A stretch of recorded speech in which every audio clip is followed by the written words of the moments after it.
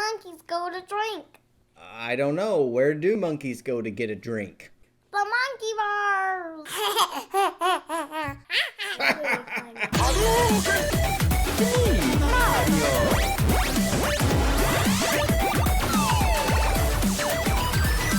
What's up, everybody? Chris here with Chris's Arcade, and I am so excited about this episode.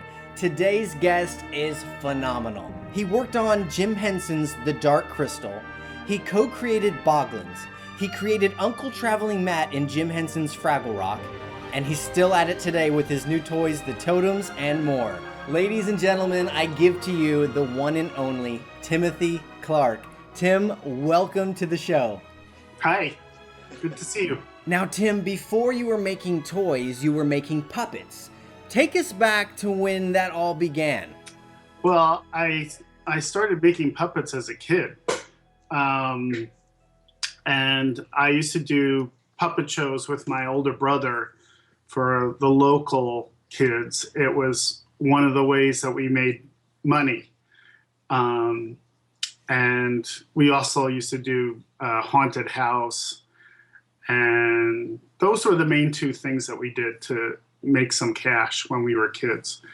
And when I went to Pratt, Kermit Love, who designed Big Bird and Snuffleupagus, was teaching a class in puppetry, but it was very, very popular. And I was only able to get into it the last semester of my senior year because it was seniors were given preference and or theater majors were given preference. So I took Kermit's class and I did some really cool puppets. I was playing around with different ways of using my hands and my body rather than just your normal hand puppet or rod puppet. And I was getting close to graduating. Kermit said to me, "What are you doing after you graduate?" And I said, "Well, I'm looking for a teaching job because that was my major." I said, "But I haven't had any luck because there really aren't any teaching jobs at the moment." And he said, "Well, why don't you come and work for me?" So I didn't have to think twice. And Kermit basically had the contract with Children's Television Workshop, which is now Sesame Workshop, to do the puppets for Sesame Street overseas. So we did puppets for Sesame Street in Mexico. We did puppets for Sesame Street in Germany. We did puppets for Sesame Street in Kuwait.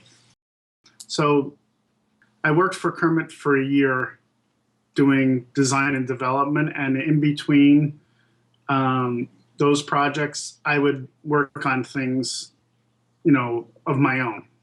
And after a year, Kermit was, we had gone for a dry spell of not having any work. And I was going to go to Kermit and say, "Could you give me a recommendation to go and work at Muppets?" And I went to Pratt because he was teaching that day to see him. And he said, as I walked in the door, he said, "Oh, I'm so glad you came today because Muppets is starting up this new project, and I want you to go up and interview with Jim Henson." And I was like, it was such a strange thing that it was like he was reading my mind. And I said, "Okay." And he said, "You're meeting with Jim next Thursday.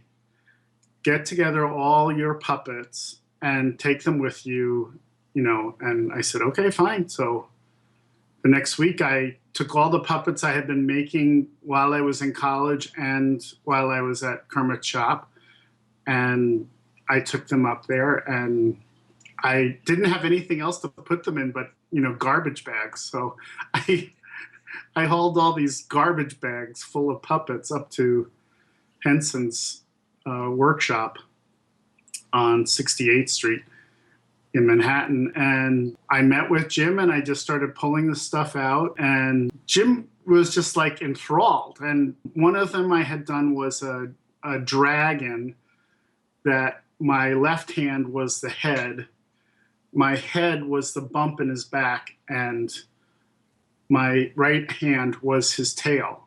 And so his head was probably about 1.5 feet long, and then his tail was another 1.5 feet long. So it had a good long, like, let's say 8 feet wingspan. And Jim just was like amazed. He was like, wow, this is such a great and novel idea of the way of doing things. It was funny because recently I was looking at some photographs of some of the background creatures we had done for Dark Crystal. And I realized that I had inspired one of those creatures from something else I had done. While I was at Kermit's shop, I made a sea anemone puppet by taking very thin urethane foam and spinning it into these tendrils and then gluing them one at a time on the surface of the puppet. And it had a mouth that moved. And when I showed that to Jim, he said, oh, I really love that piece. That's a really brilliant way of using the foam. And later on in the New York workshop, we basically took that same process, but made them even bigger. And they became these kind of long cone-shaped tendrils that we glued to a full bodysuit. And then the puppeteer got in it and was able to move around on stage to create this really weird creature that kind of tumbled. And it's in the movie. And it's funny because I had forgotten that there was a connection between what I had showed Jim that very first day that I interviewed with him and what ended up being in the movie. Now, Tim, let's talk about Dark Crystal for a moment. Tell all the viewers how you got involved in what you did specifically for the movie.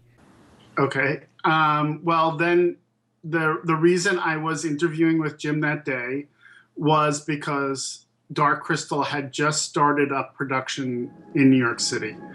Brian wasn't there yet. Wendy Froud Wendy Meidner at the time, they weren't married yet, but Wendy Froud had been hired. And a few other people. There was another sculptor, Debbie French, who had been hired, who was working on the Mystics at that time. And another guy, whose name I can't remember, was working on Mystics for a while.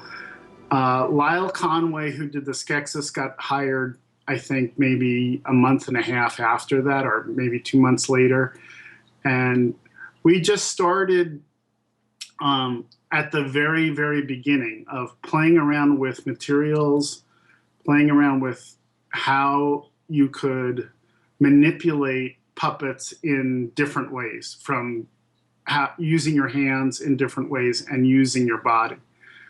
And Moomin Chance, who had been on The Muppet Show and was something that Jim really loved, and I had seen, I believe when I was in high school, was very influential in the whole idea of thinking about using your whole body for performance, not just your hand.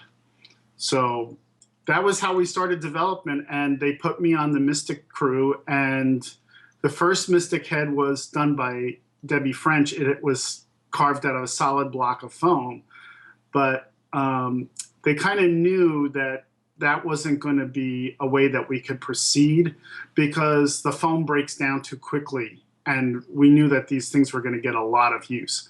So Dick Smith was called in as a consultant and showed us how to sculpt and use foam latex.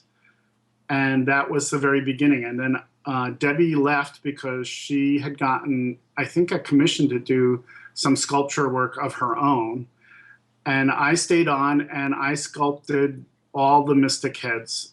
I started with the first one in foam latex and then did all of them after that. And their hands, their feet, their bodies.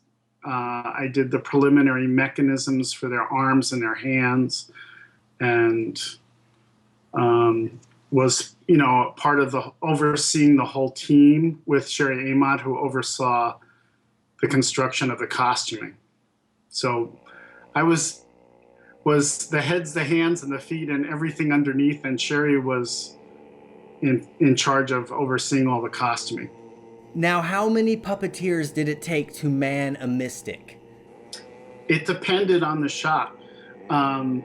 Sometimes there would be 3 people working them, one in the hand and the head, the right hand and the head. Then there was somebody underneath doing the cables for the eye mechanisms and the facial expressions. And then sometimes there would be somebody doing the rear hands, depending on the shot. Sometimes those were just armatured. And then sometimes there was even an additional person doing the tail from inside. A lot of times the tail was marionetted from above. So it just depended on what we were shooting. The Dark Crystal was one of my all-time favorite films as a child, and still is today. It's just an incredible film. Matter of fact, Tim, my cousin Amber, who is awesome, actually got me this book this last summer, and I posted a photo of this to Instagram, and you actually commented on it. Yeah. And I was like, man, he would be so cool to have on the show. But anyway, as a kid, I always wondered, what were the sets like on this film? Oh, it was huge. The Mystic Valley was about 3 stories high. You can it would have been a short story because they were hunched over and low to the ground. And Jen in the running scenes was played by Kieran Shaw, who was, I think, about 4 feet tall. So they were probably maybe 5 or 6 foot stories. And then it was a huge spiral, basically. So that set is, pretty much to scale. It was enormous, as was the crystal chamber, the dark crystal chamber for the Skeksis. That was probably about 3 or 4 stories high. Agra's observatory that is spinning was enormous. That, to me, was the most incredible set. I'll never forget the first time I walked onto that set. I had heard about it and I had seen sketches, but I had no idea that it was going to be dimensionalized like that. And it was incredible. It was absolutely incredible. It was breathtakingly beautiful and so well conceived, and the way it moved and operated was spectacular. I mean, I can only imagine it took forever to build these sets. Well, I literally worked on Dark Crystal for 2.5 years. And that was because everything was made by hand. The eyes for each character were made by hand. The beads on the Mystic's clothes were made by hand.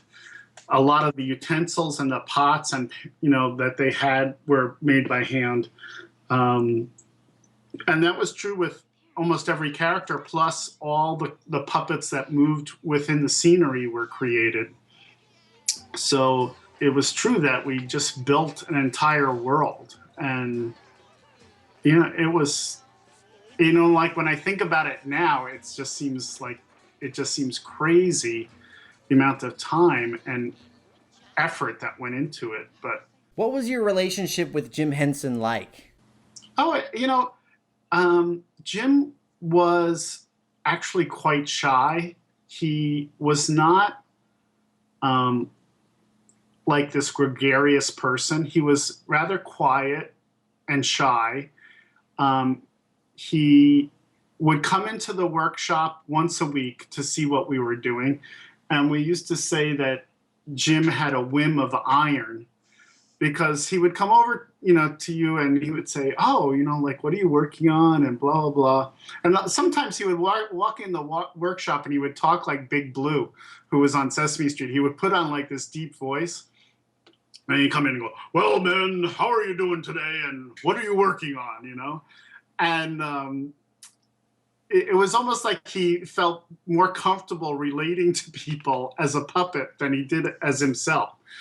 And he came over and he was looking at what I was working on, I think it was one of the Mystic Heads, and he said to me, what if you tried this and this and this? And he was describing how he wanted me to sculpt it or something like that. So I spent the whole next week totally revamping the sculpt.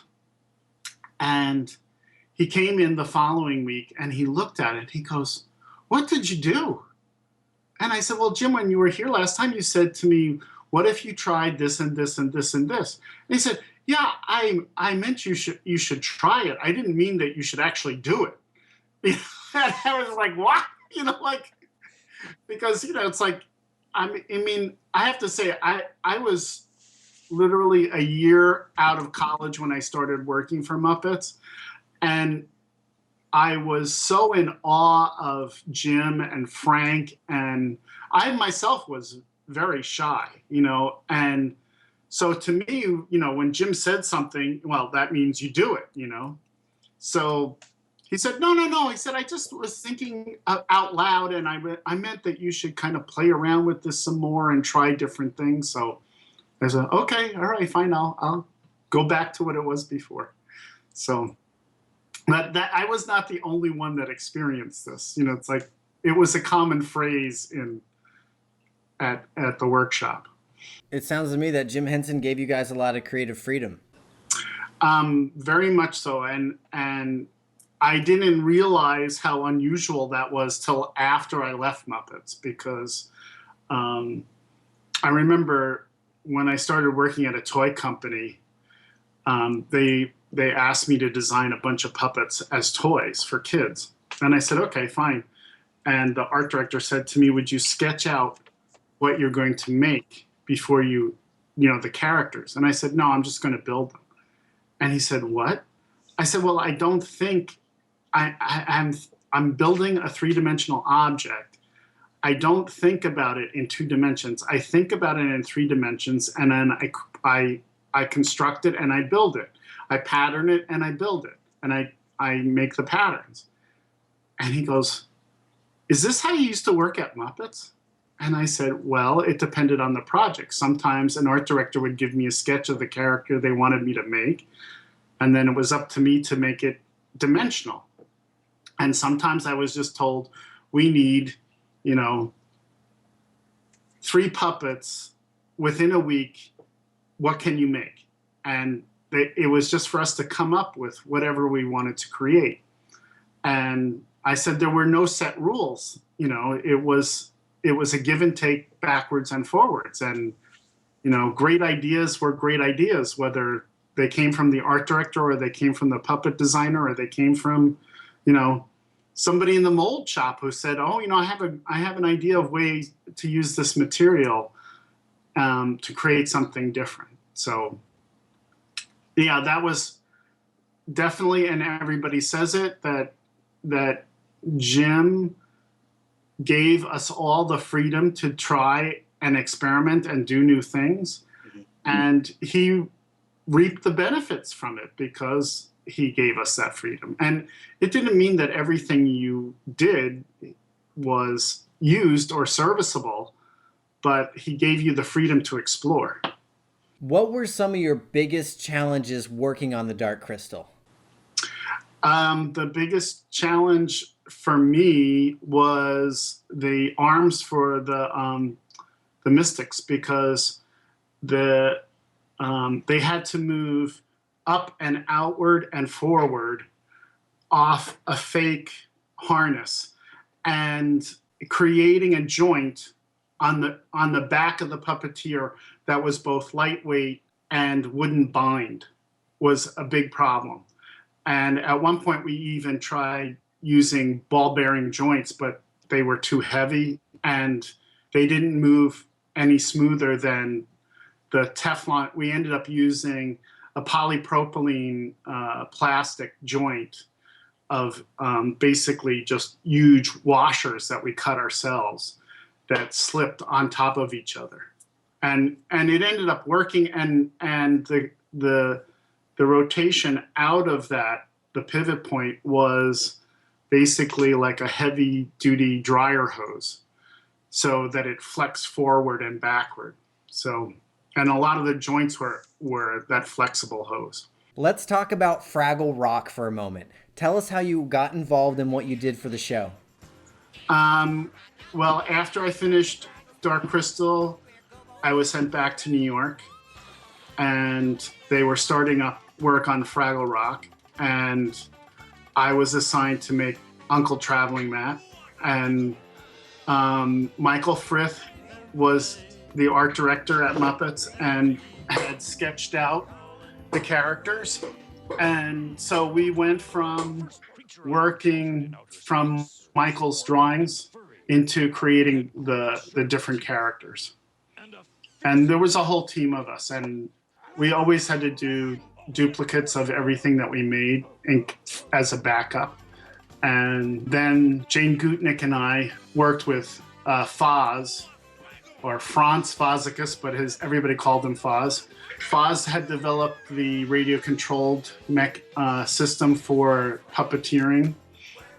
So one puppeteer basically could puppeteer, let's say, a dozen or more puppets at once. And he was working on this new computer-controlled puppet. So basically, the puppeteer could do all the singing in advance, do all the hand gestures. The computer would store the information, and then they would animate the background puppets. So Jane and I had to work on building, I think it was 50 radio-controlled puppets.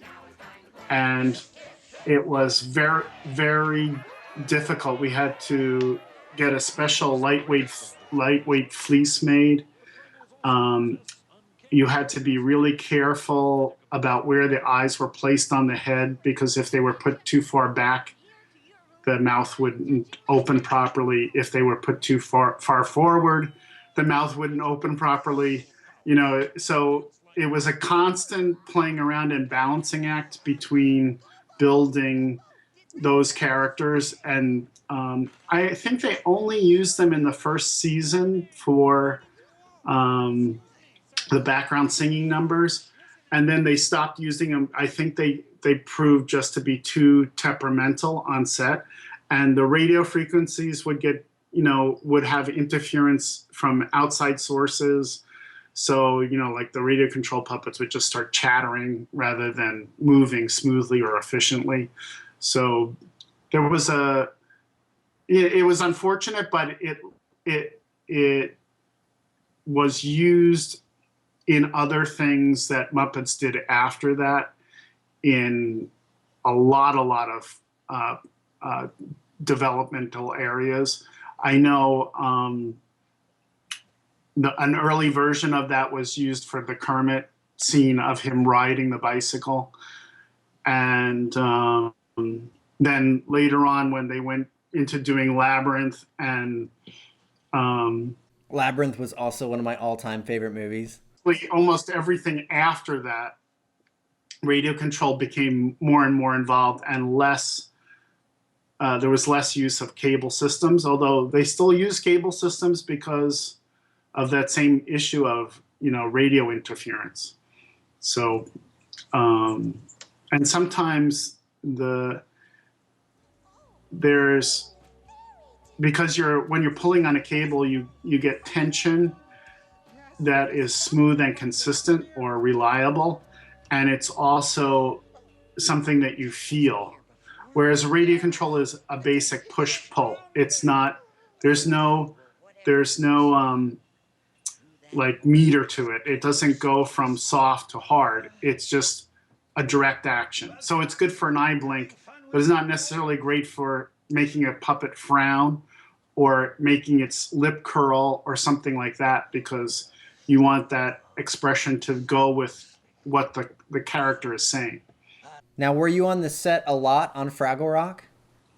No, I wasn't on the set at all, actually. Interesting. Fraggle Rock was shot in Canada because Canada was giving, and still does, gives tax advantages to production companies to shoot in Canada, to do television and film. So there was a very small crew from the New York shop that went to work on Fraggle Rock.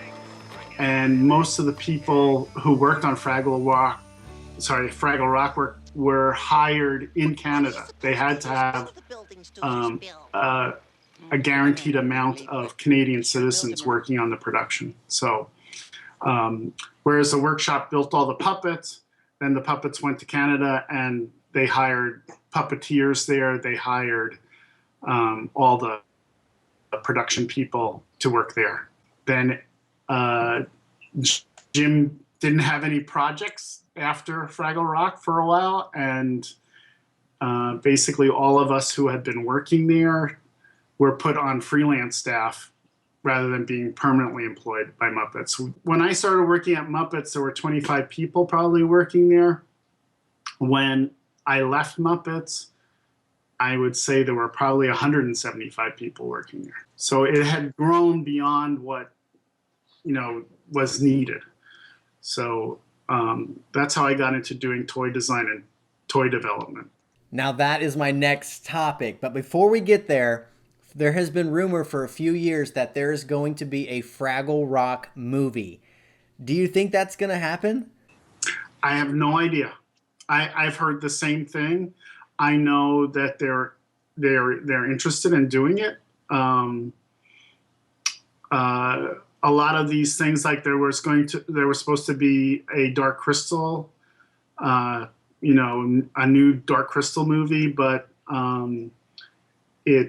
as far as I know, it got to a certain point and then they just couldn't get a major studio involved in supporting it, and they didn't have the money to produce it, so it was put by the wayside. I have not heard anything concrete about the Fraggle Rock movie either. I know it's been kicked around for a while.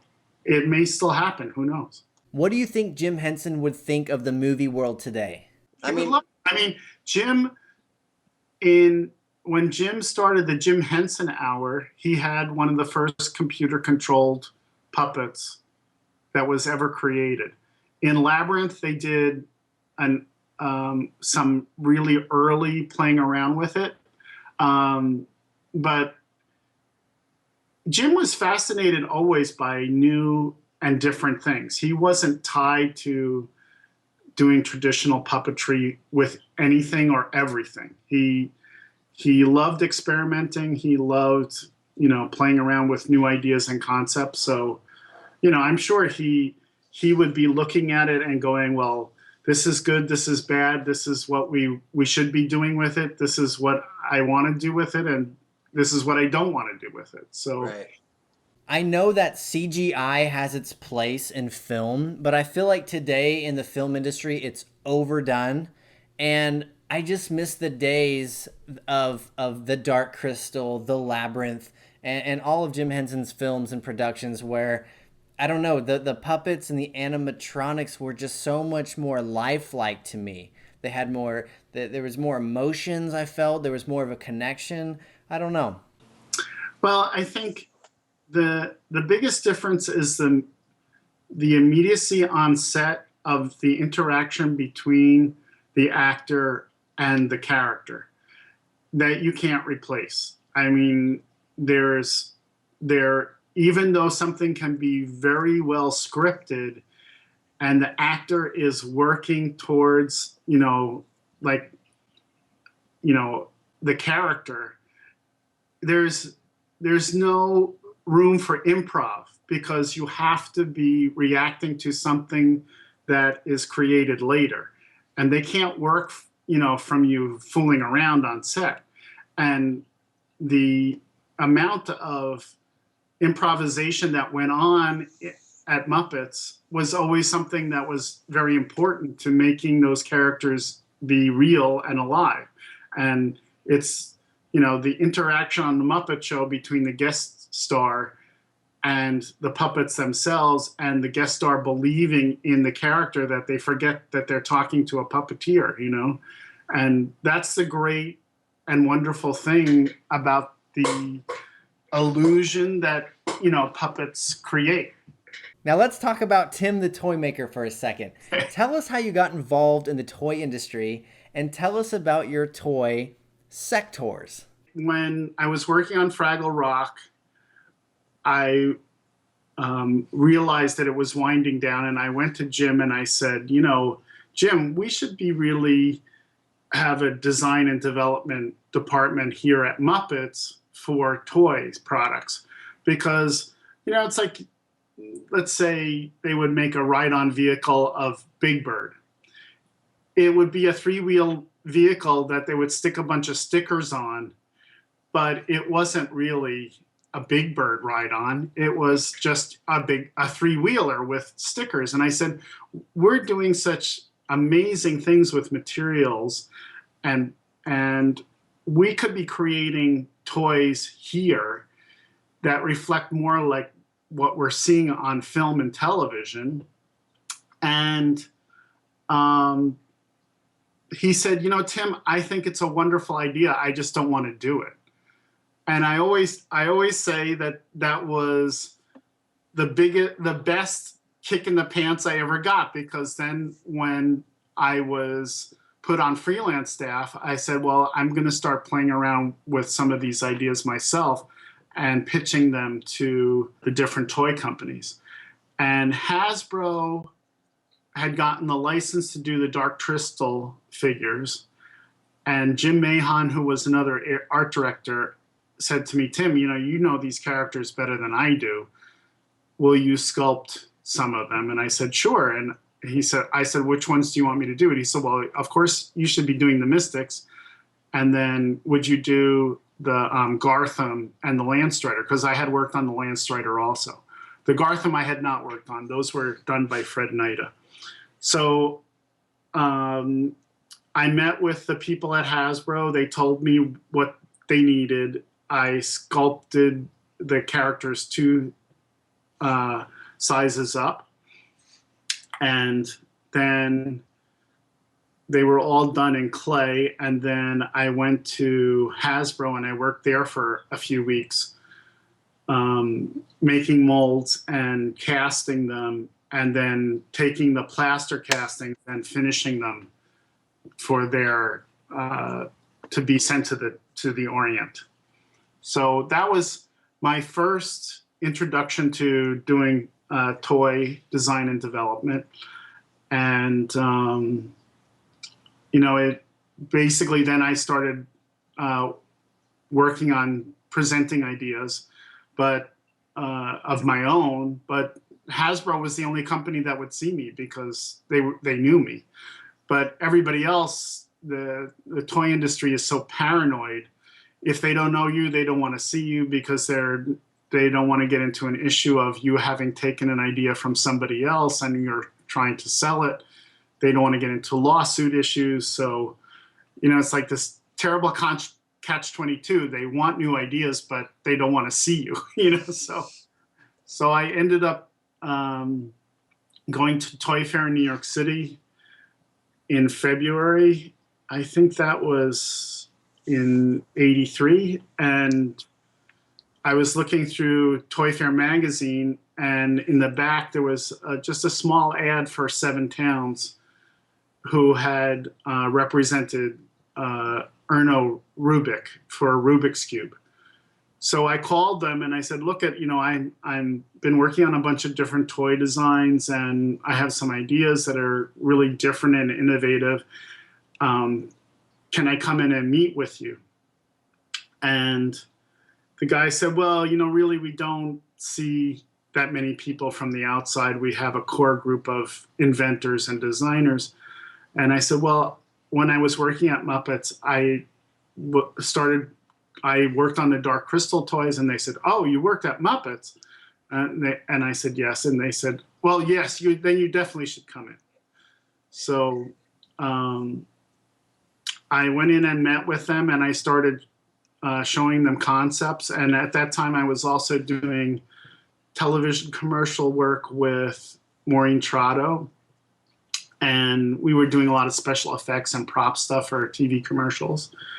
And so we just went in and started presenting ideas. And one of those ideas was a glove that was a fly, which I had made for a Halloween party. And I pulled that out of the bag and I showed it to Larry Mass, who was the New York representative for Seven Towns. And he said, "Oh, that's a great idea." He said, "We could put an action figure on that and make this really great action figure line of these flying insects and action figures." And I said, "Okay, fine." So Maureen and I went back, and Maureen built some prototypes of other insects. We incorporated the Da Vinci bird, which was just a wind-up flapping bird mechanism into it to make the wings flap. And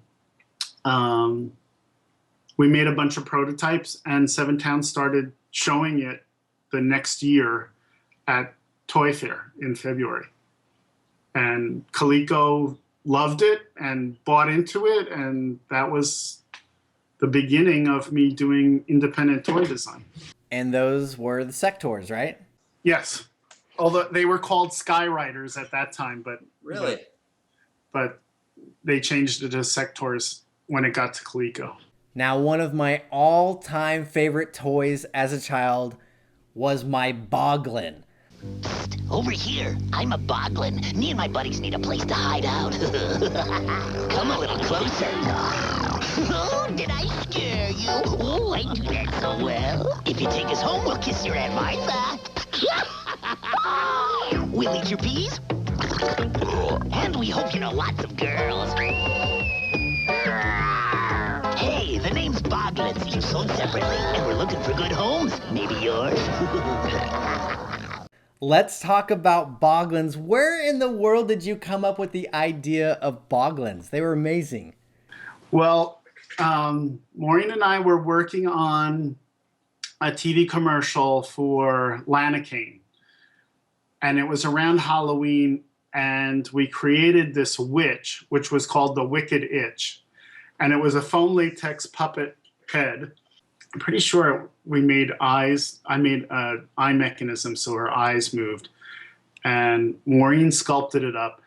And Larry came out to meet with us at Maureen's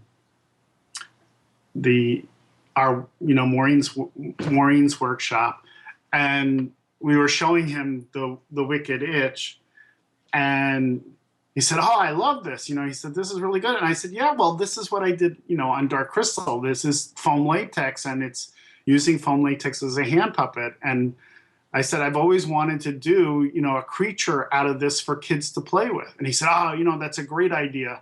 It's like, go ahead and start building one." So I went back to my studio and started sculpting up the Boglin. And the original Boglin had an eye mechanism that would move his eyes just left and right. And it had a mechanism in his hand so he could grab things. And you could, basically there was a little trigger in his tail. So when you pulled the trigger, his hand would reach out and grab stuff. That proved to be too expensive in production, and Boglins actually was originally placed with Coleco because it was supposed to be an arch nemesis to the to the Sectors, but it didn't.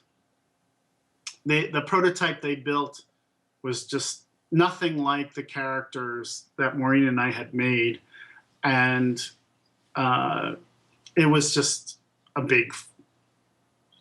It was a disaster. When I went up to Coleco to see what they were working on, I was like, "Ugh, this is like not at all what we had intended." And then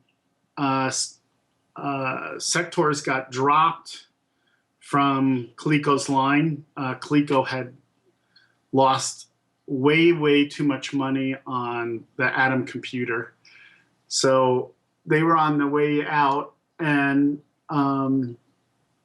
so we got the rights to Boglins back from Coleco, and Larry took it and showed it to Mattel, and Mattel got it right away. I don't know who the buyer was who saw it, but he said, like, this has been staring us in the face, in film, for how many years? And they said, it's brilliant. It's just exactly what we should be putting out there. So they bought the rights to Boglins and produced it in the US for 2 years. And then it went to England and Europe for another 7 or 8 years after that, in many, many, many configurations that Americans have never seen. Unless they're tied into products, seeing the products being shown on, Instagram or whatever that appear in Europe. So, and I'm very happy we're closing in on a deal with a U.S. manufacturer to do a new Boglin, and we're hoping it will be out in November of 2016. Oh my gosh, But that would be awesome. It will not be a hand puppet. It will be a posable creature. Still.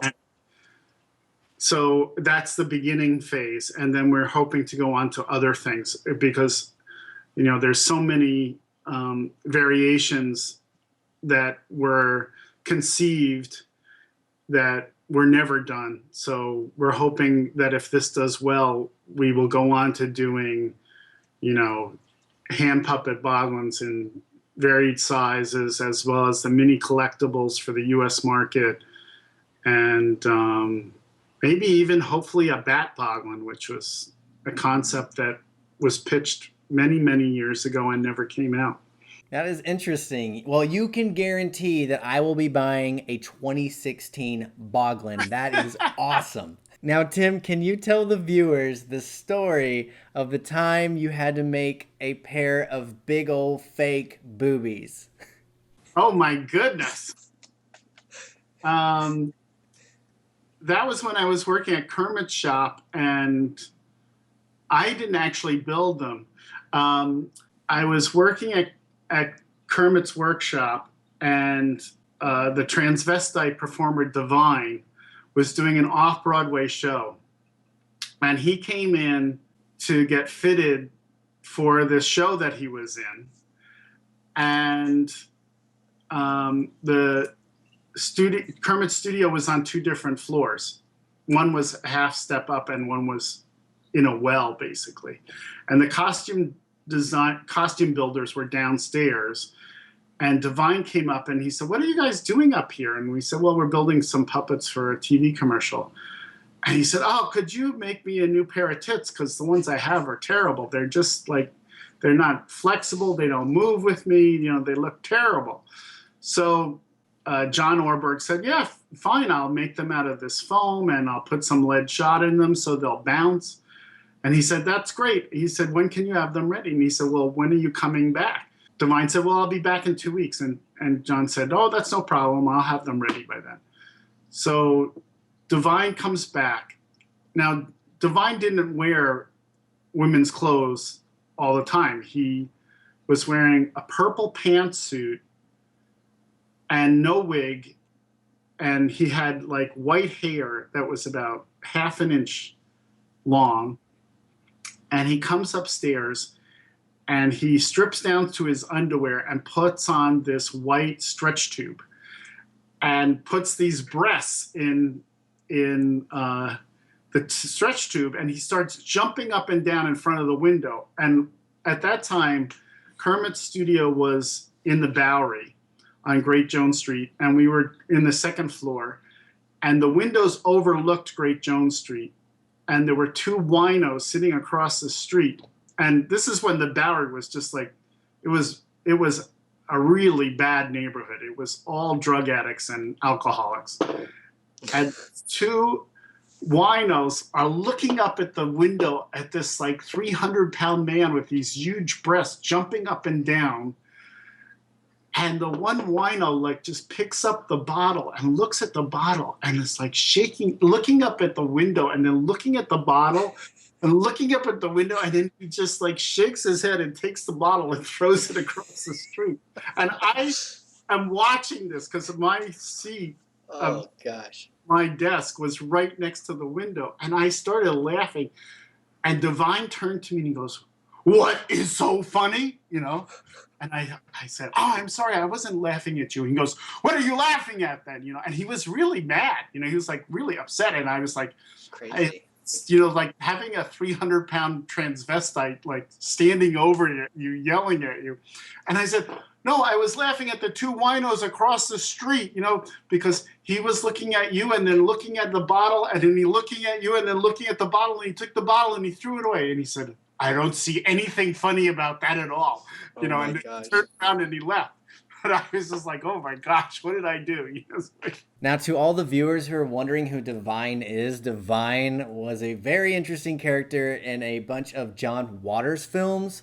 And all I have to say is do not watch Pink Flamingos. yes, he was a very strange and wild character. How did you hear that story? I think I heard that story in a documentary that you were in on Netflix or somewhere not long ago. Oh, it must have been, yes, I know, with Josh Phelan, I think. That's it. Yes. Okay. Up in New York, right? Yes. Yeah. Now, Tim, tell me and the viewers, what are you up to today? What am I up to today? I'm sculpting up the new Boglin. I'm working on a children's book about contemporary monsters, where they live and where they come from. I did a series of puppets for a new children's television show called Rock Island, which is being produced up in Maine.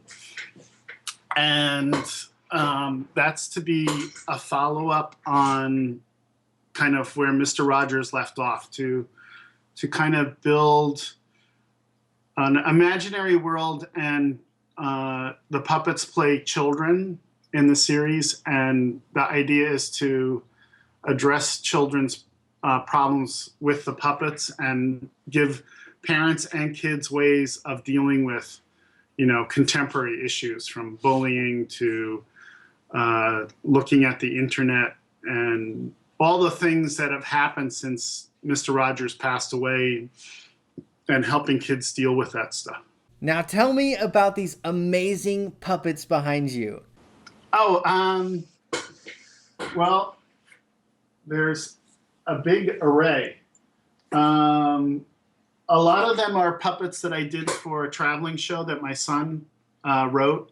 When he got out of college, he said, you know, I want to do a traveling puppet show. So he said, I just want you to build the puppets. And I said, okay, thanks. You know, it's like, thanks for employing me. And so I built a whole bunch of puppets for that show.